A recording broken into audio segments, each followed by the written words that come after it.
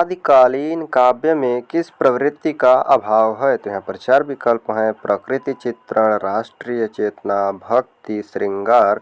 तो आपको बताना है कि इनमें से कौन सा विकल्प सही होगा। तो इसका होगा विकल्प नंबर बी, राष्ट्रीय चेतना।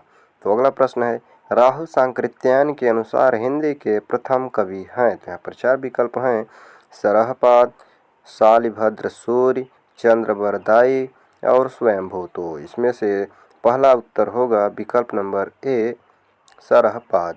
अब अगला प्रश्न है, सिद्ध साहित्य से तात्पर्य है। तो यहाँ पर चार विकल्प हैं: तंत्र मंत्र आदि द्वारा सिद्धि प्राप्त कराने वाला साहित्य। और अगला है, सिद्धि प्राप्त कवियों का साहित्य। अगला विकल्प है, सिद्ध धर्म का सैद्धांतिक साहित्य। और अगला विकल्प है, वज्रयान परंपरा के सिद्ध आचार्यों द्वारा रचित साहित्य। तो विकल्प नंबर इसका सही होगा डी, अर्थात वज्रयान परंपरा के सिद्ध आचार्यों द्वारा रचित साहित्य।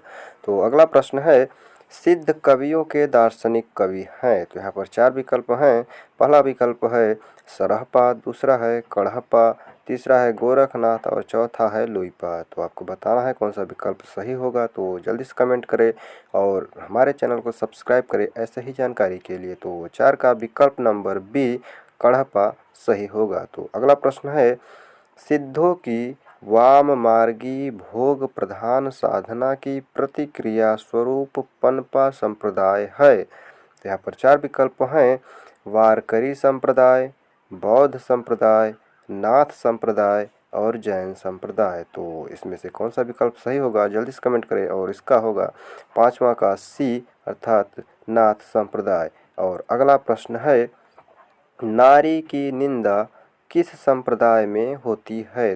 तो यहाँ चार विकल्प हैं: नाथ संप्रदाय, सिद्ध संप्रदाय, जैन संप्रदाय और बौद्ध संप्रदाय। तो आपको बताना है कौन सा विकल्प सही होगा इसमें से। तो विकल्प नंबर इसका सही होगा छः का ए, अर्थात नाथ संप्रदाय। और अगला प्रश्न है, आदिकाल में किस प्रकार के साहित्य की रचना अधिक हुई है? तो यहाँ पर चार विकल्प हैं: जैन साहित्य, सिद्ध साहित्य, नाथ साहित्य, रासो साहित्य। तो इसका विकल्प नंबर ए, जैन साहित्य सही होगा। अगला प्रश्न है, नाथों ने अपने संप्रदाय के सिद्धांतों का प्रचार प्रसार करने के लिए किस भाषा का प्रयोग किया? तो यहाँ पर चार विकल्प दिए गए हैं। प्रश्न को एक बार आप फिर से सुन लीजिएगा या फिर पढ़ लीजिएगा। तो इसके विकल्प हैं: आवहट्ट भाषा, साध भाषा, सधुक्कड़ी भाषा, अवधी भाषा। तो इसका कौन सा विकल्प सही होगा। तो जल्दी से कमेंट करें। और इसका विकल्प नंबर ए, आवहट्ट भाषा सही होगा। तो अगला है, संधा भाषा का अर्थ है। तो यहाँ पर चार विकल्प दिए जाएंगे, आपको बताना होगा कि कौन सा विकल्प सही होगा। तो विकल्प दिए गए हैं।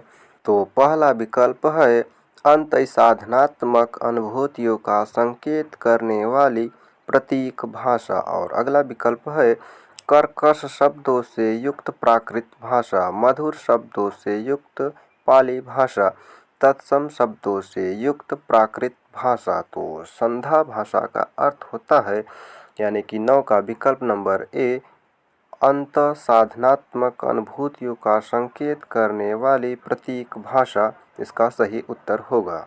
और अगला प्रश्न है, संधा भाषा का प्रयोग किया है। तो यहाँ पर चार विकल्प हैं: सिद्धों ने, संत कवियों ने, जैन कवियों ने, अपभ्रंश के कवियों ने।